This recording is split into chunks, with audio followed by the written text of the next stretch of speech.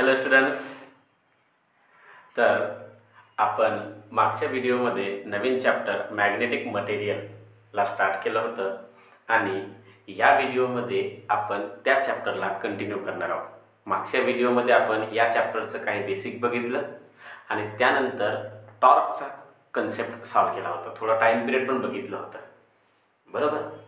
आजच्या व्हिडिओमध्ये आपण origin of magnetism in a material म्हणजे मटेरियलच्या आतमध्ये मॅग्नेटिझम कसं तयार होतो याबद्दल आपण आज स्टडी करणार आहोत, बरोबर. तर नोट्स आणि पेन घेऊन समोर बसा आणि आजच्या व्हिडिओला त्याच कंटिन्युटीने आणि कॉन्सन्ट्रेशनने बघण्याचा ट्राय करा. ओके, चला लक्ष द्या. तर आज आपण स्टडी करणार आहोत origin of magnetism in a materials. हा जो टॉपिक आहे ह्या टॉपिकवर तुम्हाला क्वेश्चन जो आहे तो क्वेश्चन कसं विचारला जाते, तर या टॉपिकवर तुम्हाला जो क्वेश्चन आहे तो विचारला जातो. Obtain an expression for orbital magnetic moment of an electron rotating about the nucleus in an atom. म्हणजे एखादा न्यूक्लियस असेल आणि त्याच्या अराउंडमध्ये जर का समजा इलेक्ट्रॉन रोटेट होत असेल, रिव्हॉल्व होत असेल, तर अशा वेळी ते जे काही मटेरियल आहे त्या मटेरियलच्या अराउंडमध्ये म्हणजे जो इलेक्ट्रॉन आहे तो इलेक्ट्रॉन जेव्हा रिव्हॉल्व होतो त्यावेळी त्याच्या आतमध्ये मॅग्नेटिक ऑर्बिटल मुवमेंट कसं तयार होईल तो आपल्याला फाइंड करायचा आहे. तर त्यासाठी तुम्हाला एक एक कन्सेप्ट लक्षात घेणे आवश्यक आहे. तर बघा काय असतो, मला सांगा ॲटम हा कशापासून बनलेला असेल. तर ॲटम्स जो असते त्याच्या सेंटरमध्ये असतो पॉझिटिव्ह चार्ज, त्याला आपण प्रोटॉन म्हणतो, ज्यामध्ये न्यूक्लियस असते आणि त्याच्या अराउंडमध्ये कोण फिरतो रे, इलेक्ट्रॉन, बरोबर. सेम टू सेम असा प्रत्येक मटेरियलमध्ये होतो आणि याच कन्सेप्टला स्टडी करून म्हणजे याच कन्सेप्टला घेऊन आपण आजची स्टडी करणार आहोत. क्लिअर. चला तर लक्ष द्या.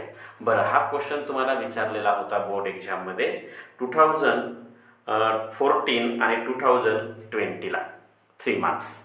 2014 आणि 2020 3 मार्क्स लिहून घ्या. क्लिअर. तर आपल्याला ह्या क्वेश्चनमध्ये ऑर्बिटल मोमेंटम फाइंड करायचं आहे, म्हणजेच ऑर्बिटल मॅग्नेटिक मोमेंट फाइंड करायचं आहे. सिंपल. आता ते फाइंड करायचं जर असेल तर ते फाइंड करण्यासाठी आपल्याला काय करावं लागेल, तर ते फाइंड करण्यासाठी आपल्याला एकच गोष्ट करावं लागेल की तर याला आपण आज डिटेलमध्ये स्टडी करूया. क्लिअर. ओके, लक्ष द्या. Consider a electron revolving in a clockwise direction around the nucleus of a positive charge. एक इलेक्ट्रॉन जो हा समजा एक ॲटम आहे, ह्या ॲटमचा हा इलेक्ट्रॉन जो ह्या न्यूक्लियसच्या अराउंडमध्ये कोणत्या डायरेक्शनने फिरत आहे रे, पॉझिटिव्ह डायरेक्शनने, क्लॉकवाईज डायरेक्शनने. आणि हा जो काही न्यूक्लियस आहे न्यूक्लियसचा चार्ज असतो पॉझिटिव्ह आणि इलेक्ट्रॉनचा चार्ज काय राहतो, निगेटिव्ह, बरोबर. ओके. जर इलेक्ट्रॉन या डायरेक्शनला रिव्हॉल्व होत असेल तर तुम्हाला माहित आहे की ज्या डायरेक्शनने इलेक्ट्रॉन रिव्हॉल्व होतो त्याच्या अपोजिट डायरेक्शनने करंट फ्लो होतो. Means the electron is revolve around the nucleus in a clockwise direction, then the current is revolve in a anti clockwise direction. जर समजा आपण इलेक्ट्रॉनची डायरेक्शन क्लॉकवाइज जर घेतला तर तिथून होणाऱ्या करंटची डायरेक्शन आपण काय घेणार, अँटी क्लॉकवाइज घेणार, बरोबर. तर हा जो इलेक्ट्रॉन ज्याच्या अराउंडमध्ये फिरत आहे ज्याच्यामुळे हा करंट अँटी क्लॉकवाइज डायरेक्शनने फिरत आहे त्याच्यामुळे एक काय तयार होईल, मॅग्नेटिक मोमेंट. काय तयार होईल, मॅग्नेटिक मोमेंट. बट यामध्ये करंट हा सर्क्युलर ऑर्बिटमध्ये फिरत असल्या कारणामुळे हा जो मॅग्नेटिक मोमेंट आहे या मॅग्नेटिक मोमेंटला आपण ऑर्बिटल मॅग्नेटिक मोमेंट असं म्हणतो. काय म्हणतो आपण, ऑर्बिटल मॅग्नेटिक मोमेंट. तर हा जो काही ऑर्बिटल मॅग्नेटिक मोमेंट आहे त्याची डायरेक्शन कशी घेतलो मी, अपवर्ड.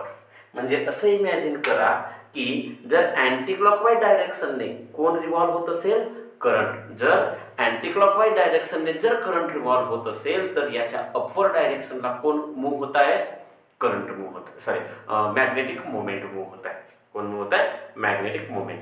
आता करंट हा ऑर्बिटमध्ये फिरत असल्या कारणामुळे यापासून तयार होणाऱ्या मॅग्नेटिक मोमेंटला आपण काय म्हणतो, ऑर्बिटल मॅग्नेटिक मोमेंट म्हणतो. आता आपल्याला ऑर्बिटल मॅग्नेटिक मोमेंट फाइंड करायचा आहे. आपला जो क्वेश्चन आहे त्या क्वेश्चनमध्ये ऑर्बिटल मॅग्नेटिक मोमेंट फाइंड करा म्हटलं आहे. मग ऑर्बिटल मॅग्नेटिक मोमेंटचा फॉर्म्युला काय होते तो तुम्हाला माहिती पाहिजे. लक्षात ठेवा, ऑर्बिटल मॅग्नेटिक मोमेंट म्हणजे कोणताही मॅग्नेटिक मोमेंट, मग तो ऑर्बिटल असो किंवा सिंपल मॅग्नेटिक मोमेंट बार मॅग्नेट जरी असेल तरी त्याच्या मॅग्नेटिक मोमेंटचा फॉर्म्युला हा होते करंट इंटू एरिया. हा या अगोदरच्या चॅप्टरमध्ये आपण स्टडी केला होता. काय होते? Current into area. आता मला सांगा, जर करंट ऑर्बिटमध्ये फिरत आहे तर कोणता ऑर्बिट म्हणजे सर्क्युलर ऑर्बिटमध्ये फिरत आहे, आणि करंट जर सर्क्युलर ऑर्बिटमध्ये फिरत आहे याचा अर्थ आपल्याला सर्कलचा एरिया माहिती असेल. मग आपल्याला कोणाची गरज लागणार नाही? करंटची. म्हणजे आपल्याला अगोदर काय फाइंड करावं लागेल? करंट. आता करंट फाइंड करतो म्हटला तर करंटची डेफिनेशन काय असते सांगा बरं? करंटची डेफिनेशन असते the rate of flow of charge. The rate of flow of charge, आणि चार्ज म्हणजे कोण आहे आपल्याकडे? इलेक्ट्रॉन. म्हणून मी लिहिलो की the rate of flow of charge म्हणजेच इलेक्ट्रॉन. तर मला सांगा इलेक्ट्रॉन फ्लो होईल विथ रिस्पेक्ट टू टाइम. म्हणजे अगोदर आपल्याला इलेक्ट्रॉनच्या अगोदर काय फाइंड करावं लागेल? टाइम फाइंड करावं लागेल. काय फाइंड करावं लागेल? टाइम. आता लक्ष द्या, टाइम कसं फाइंड करतो आपण. तर आता टाइम कसं फाइंड करणार मला सांगा. Electron revolves around in a orbit और current revolves around in orbit. जर करंट फ्लो होत आहे म्हणजे याचा अर्थ इलेक्ट्रॉन फ्लो होत असेल, तर इलेक्ट्रॉन जो काय फ्लो होत आहे तो इलेक्ट्रॉन ज्या ऑर्बिटमध्ये फ्लो होत आहे त्याची काही ना काही काय असणार? स्पीड असेल. काय असेल? स्पीड. म्हणून आपण अगोदर काय फाइंड करणार? स्पीड फाइंड करू. काय फाइंड करू? स्पीड. तर तुम्हाला माहित आहे मुलांनो स्पीडचा फॉर्म्युला काय होते? तर स्पीडचा फॉर्म्युला होते व्ही. बरं, व्ही इज इक्वल टू स्पीडचा फॉर्म्युला होतो V is equal to circumference upon time. काय होतो? Circumference upon time. Actually circumference नाही होत, ऍक्च्युअली स्पीडचा फॉर्म्युला काय होतो? तो होतो डिस्टन्स अपॉन टाइम. काय होतो? Distance upon time. पण मला सांगा, हा तर इलेक्ट्रॉन सर्क्युलर ऑर्बिटमध्ये फिरत आहे, म्हणजे याचा अर्थ इथून जर इलेक्ट्रॉनची मोशन जर स्टार्ट झाली आणि इथून फ्लो होईपर्यंत तो जर इथे जर येत असेल म्हणजे याचा अर्थ तो एक कंप्लीट रोटेशन करण्यासाठी किती डिस्टन्स कव्हर करेल? हा एवढं डिस्टन्स कव्हर करेल. आणि ह्या सर्कलच्या एवढ्या डिस्टन्सला आपण काय म्हणतो? Circumference of circle. म्हणजे मी डिस्टन्सच्या ठिकाणी काय घेणार रे? डिस्टन्सच्या ठिकाणी घेणार मी सर्कमफरन्स ऑफ सर्कल. काय घेणार? Circumference of circle. मग एक कंप्लीट रोटेशन करण्यासाठी लागणारा जो डिस्टन्स आहे तो सर्कमफरन्स ऑफ सर्कल जर असेल तर एक कंप्लीट रोटेशन करण्यासाठी लागणाऱ्या टाइमला काय म्हणणार? टाइम पिरियड म्हणणार. म्हणजे याचा अर्थ व्ही इज इक्वल टू इथे काय येणार रे? टाइम म्हणजेच टाइम पिरियड. बरोबर? ओके. मग मला सांगा मुलांनो V is equal to circumference of circle काय असतो सांगा बरं? सर्कमफरन्स ऑफ सर्कल असतो 2 पाय आर. आता 2 pi into R. R means radius. कोणाचं? इलेक्ट्रॉनचं. कुठपासून? न्यूक्लियस पासून. तर हा जो डिस्टन्स आहे हा काय असेल? रेडियस आहे. काय आहे? रेडियस. ओके. बरं, आणि डिवाइड मध्ये कोण आहे? टाइम. डिवाइड मध्ये काय आहे? टाइम. क्लिअर झाला? तर यावरून आपल्याला काय मिळेल? टाइम मिळेल. काय मिळेल? टाइम. टी इकडे गेला तर व्ही इकडे जाईल तर काय मिळेल? 2 पाय आर डिवायडेड बाय व्ही. काय मिळेल? 2 पाय आर डिवाइड बाय व्ही. जर आपल्याला टाइम मिळाला तर आता टाइम म्हणून आपण काय फाइंड करू शकतो? करंट फाइंड करू शकतो. काय फाइंड करू शकतो? करंट. बघा बरं, तर आपण आता काय फाइंड करणार? करंट. मला सांगा करंटचा formula E divide by T. So therefore I is equal to E divided by T. The rate of flow of charge. Charge म्हणजे electron with respect to time. So therefore I is equal to E divided by T. T ची value आपण already find केला आहे. काय आहे? 2 पाय R divided by V. आता मला सांगा न्यूमरेटरच्या मल्टिप्लायमध्ये जर डिनॉमिनेटर लिहायचं असेल त्याचा काय होतो? रेसिप्रोकल. रेसिप्रोकल होईल तर आय इज इक्वल टू तुम्हाला काय मिळेल? हा व्ही वर जाणार आणि तुम्हाला मिळेल EV डिवायडेड बाय 2 पाय आर. काय मिळेल? EV डिवायडेड बाय 2 पाय आर. बरोबर? अच्छा, हा काय झालं? तुमचं करंट झालं. काय झालं? करंट झालं. ओके. बरं, आता करंट निघाला तर ऑब्विसली मी ऑर्बिटल मॅग्नेटिक मोमेंट तर इझिली फाइंड करू शकतो.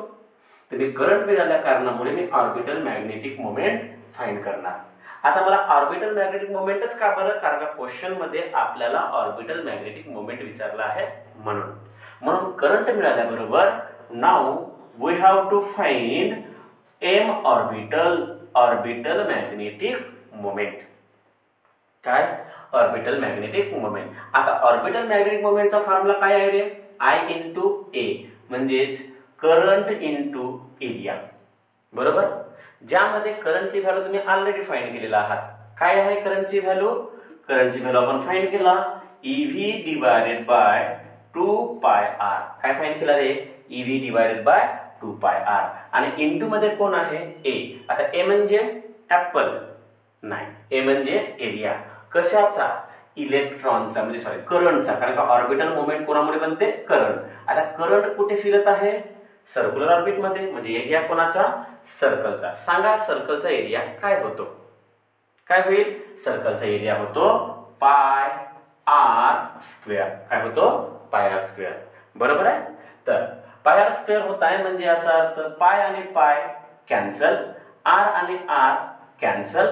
तर मला सांगा orbital magnetic moment is equal to मला काय मिळेल, EV इंटू इथे काय उरेल, आर स्क्वेअर मधला एक आर कॅन्सल झाला तरी आर उरेल, म्हणजे इथे काय मिळेल, EVR डिवाइडेड बाय 2. काय मिळेल, EVR डिवाइडेड बाय 2. समजलं का, अरे समजलं काय. काय केलं आपण, इलेक्ट्रॉन रिव्हॉल्व होत आहे त्यामुळे करंट रिव्हॉल्व होत आहे, करंट रिव्हॉल्व झाल्यामुळे आपल्याला ऑर्बिटल मोमेंटम पाहिजे आहे. ऑर्बिटल मोमेंटम पाहिजे असेल तर ऑर्बिटल मोमेंटमचा फॉर्म्युला होते I × A. मग आपल्याला कोण पाहिजे आहे, I चा फॉर्म्युला होते E डिवाइड बाय T. मग आपल्याला कोण पाहिजे आहे, T फाइंड करण्यासाठी आपण V चा फॉर्म्युला यूज केला आणि V होते डिस्टन्स अपॉन टाइम. डिस्टन्स म्हणजेच कोण, तर circumference of circle upon time. मग मला सांगा सर्कम्फरन्स काय, 2πr डिवाइड बाय T. तर इथून आपण T फाइंड केला, T फाइंड केल्यानंतर आपण काय फाइंड करणार, करंटचा formula E divide bye T. तर T च्या ठिकाणी व्हॅल्यू पुट केला 2πr डिवाइडेड बाय V वर घेऊन गेला तर EV divide by 2πr. Current मिळाला, करंट मिळाल्यानंतर आपण काय फाइंड केला, ऑर्बिटल मोमेंटम I × A. तिथे व्हॅल्यू पुट केला, जो कट होईल तो कट केला आणि आपल्याला मिळाला m ऑर्बिटल. काय मिळाला, m ऑर्बिटल. हा झाला ऑर्बिटल मोमेंटम. बरं, m ऑर्बिटल मिळालं. आता ह्या m ऑर्बिटलला आपण अँग्युलर मोमेंटमच्या फॉर्म मध्ये फाइंड करावा लागतो. ही एक गोष्ट लक्षात ठेवायची, ऑर्बिटल मॅग्नेटिक मोमेंटला आपल्याला अँग्युलर मोमेंटच्या फॉर्म मध्ये काय करायचं आहे, फाइंड करायचं आहे. मग ऑर्बिटल मोमेंटला अँग्युलर मोमेंटच्या फॉर्म मध्ये फाइंड करायचं आहे. तर what is mean bye angular momentum, कुठे येतो अँग्युलर मोमेंटम. बघा, करंट या डायरेक्शनने फ्लो होत आहे म्हणून या डायरेक्शनने कोण आला, ऑर्बिटल मोमेंटम. करंट कोणामुळे फ्लो होत आहे, इलेक्ट्रॉनमुळे. इलेक्ट्रॉन सुद्धा कसं फ्लो होत आहे, सर्क्युलर. म्हणजे याचा अर्थ इलेक्ट्रॉन मोमेंटम करत आहे. कशी मोमेंटम, सर्क्युलर मोमेंटम. आता सर्क्युलर मोमेंटम म्हणजेच तुम्हाला समजलं असेल अँग्युलर मोमेंटम करत आहे. सरळ लाईन मध्ये गेला तर लिनियर आणि सर्कल फॉर्म मध्ये होता म्हणजेच अँग्युलर मोमेंटम. म्हणजे हा इलेक्ट्रॉन अँग्युलर मोमेंटम करत असेल. बरोबर. मग अँग्युलर मोमेंटम जर करत असेल तर मग आपल्याला अगोदर अँग्युलर मोमेंटम फाइंड करावं लागेल. आता आपण अँग्युलर मोमेंटम फाइंड करणार तर आपण फर्स्ट चॅप्टर रोटेशनल डायनामिक्स मध्ये स्टडी केलं होतं मुलांनो. अँग्युलर मोमेंटम म्हणजे L, त्याला कशा नोट करतो आपण, L, आणि ज्याचा फॉर्म्युला होते I ओमेगा. काय फॉर्म्युला होते मुलांनो, I ओमेगा.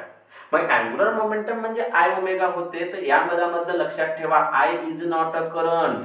अँग्युलर मोमेंटम मधला जो I आहे तो म्हणजे होते मोमेंट ऑफ इनर्शिया, ज्याचा फॉर्म्युला असते mr². m म्हणजे मास. आता हा मास कोणाचा, तर हा मास असतो मुलांनो इलेक्ट्रॉनचा.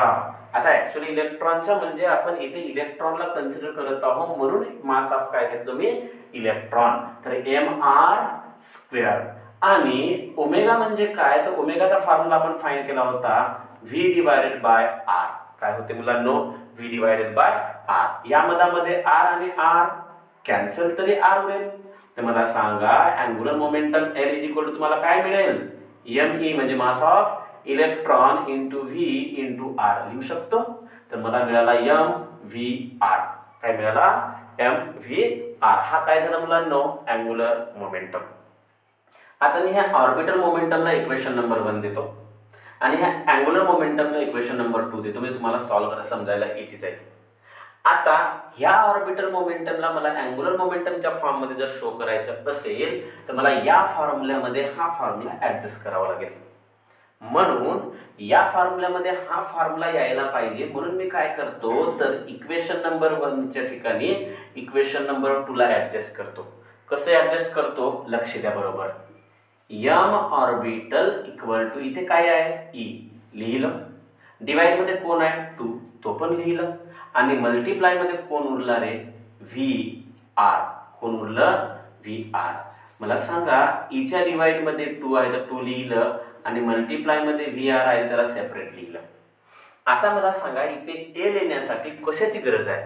इथे a लिहिण्यासाठी me ची गरज आहे. म्हणून मी ह्या VR च्या मल्टिप्लाय मध्ये VR इथे आहे तर इथे पण मिळालं, पण ह्या VR च्या मल्टिप्लाय मध्ये मला काय लिहावं लागेल me. आता मला सांगा ऍक्च्युअल मध्ये इथे होता का me नव्हता, पण मला ऍडजस्ट करायचा होता म्हणून मी मल्टिप्लाय केलं me ला. तर मल्टिप्लाय मध्ये me लिहिलं, त्याला कॅन्सल करण्यासाठी मला डिवाइड मध्ये पण काय लिहावं लागेल me लिहावं लागेल. बरोबर. तर e divide by twice me into MEVR. So m orbital काय म्हटलं मुलांनो m orbital is equal to e into MVR. MVR म्हणजेच कोण अँग्युलर मोमेंटम. या ठिकाणी मी इक्वेशन नंबर 2 ची हेल्प घेणार आणि MVR म्हणजे MEVR म्हणजेच कोण होते म्हणणार अँग्युलर मोमेंटम. म्हणून मी या ठिकाणी आता काय लिहू शकतो L लिहू शकतो. काय लिहू शकतो मुलांनो L, आणि डिवाइड मध्ये ट्वाइस ME काय मिळेल ट्वाइस ME. तर हा काय मिळाला orbital magnetic moment in the form of angular momentum.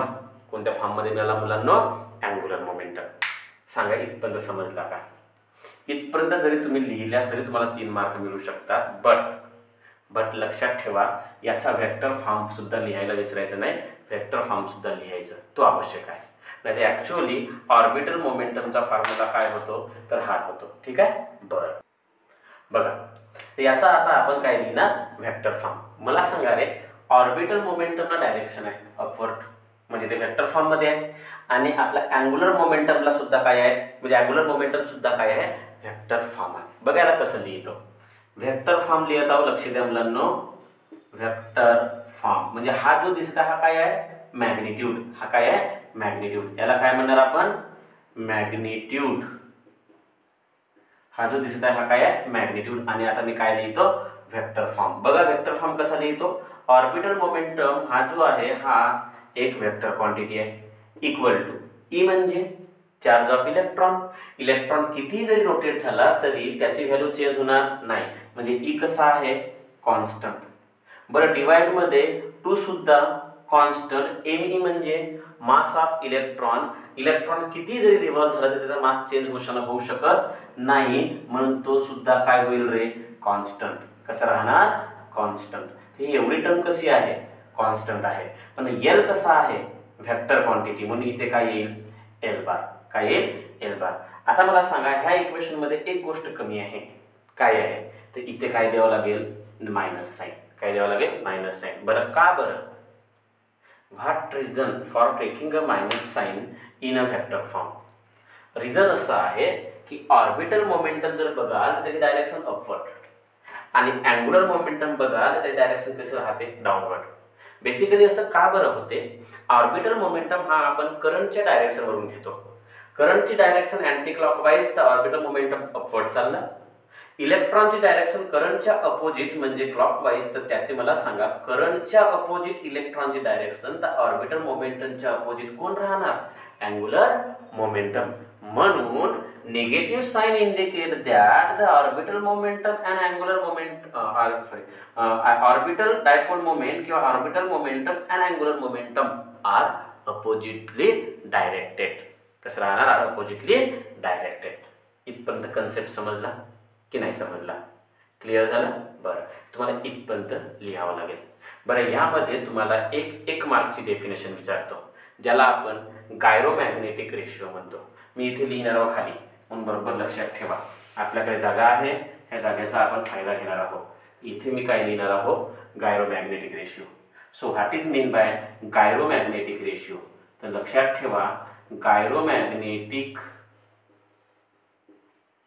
Ratio. बरं, प्रोनाउन्सिएशनवर जाऊ नका. कोणी कोणी याला जायरोमॅग्नेटिक रेशिओ म्हणतात, कोणी कोणी गायरोमॅग्नेटिक रेशिओ. दोघांचंही प्रोनाउन्सिएशनवर डिपेंड करते काय आहे, पण आपण आता बघणार आहोत. मी तर याला काय म्हणणार, गायरोमॅग्नेटिक रेशिओ. म्हणून आपण काय बघणार, गायरोमॅग्नेटिक रेशिओ काय होते. तर बघा पहिले याची अगोदर डेफिनेशन काय होते. बघा काय होते गायरोमॅग्नेटिक रेशिओ. गायरोमॅग्नेटिक रेशिओची डेफिनेशन अशी आहे की the ratio of magnetic dipole moment, किंवा तुम्ही याला असे लिहू शकता the ratio of orbital momentum चालेल, किंवा मॅग्नेटिक मोमेंट लिहिला तरी चालेल. The ratio of magnetic moment to the किंवा with the angular momentum of revolving electron is called as gyromagnetic ratio. समजलं. तर काय डेफिनेशन होती, the ratio of magnetic momentum म्हणजेच ऑर्बिटल मॅग्नेटिक मोमेंट. म्हणून इथे काय लिहिणार मी, एम ऑर्बिटल विथ द कोणासोबत रेशिओ घ्यायचा आहे, अँग्युलर मोमेंटम. म्हणून इथे कोण येणार, एल येणार. कोण येणार, एल. मला सांगा रे, ऑर्बिटल मोमेंटमचा फॉर्म्युला तुम्हाला काय मिळाला. तर ऑर्बिटल मोमेंटमचा फॉर्म्युला इथे मिळाला आहे बघा, EL divided by twice ME.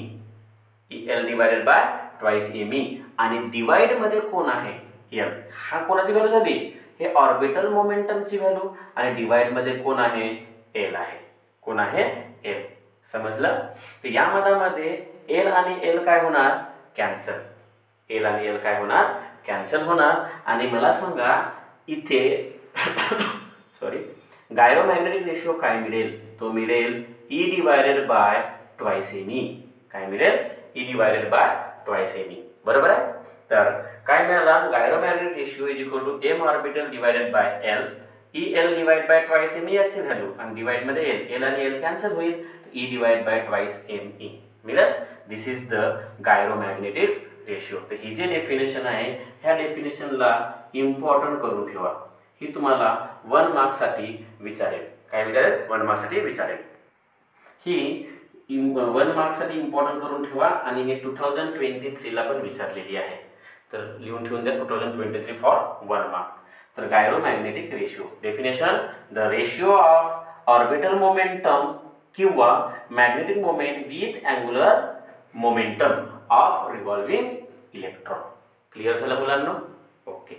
तर आजच्या व्हिडिओमध्ये आपण मॅग्नेटिझम कसं तयार होतो हे आपण स्टडी केला. आता हे जे व्हिडिओ आहे, ह्या व्हिडिओच्या नंतर जो टॉपिक आहे मॅग्नेटायझेशन, तो आपण नंतरच्या व्हिडिओमध्ये नंतरच्या पार्टमध्ये घेऊ. क्लिअर. तर ह्या व्हिडिओमध्ये आपण इथेच थांबू. ह्या पार्टमध्ये आपण इथपर्यंतच क्लिअर करू आणि याच्या नंतरचा पार्ट आपण नंतरच्या व्हिडिओपासून कंटिन्यू करू. ठीक आहे. तिथपर्यंत टेक केअर. बाय.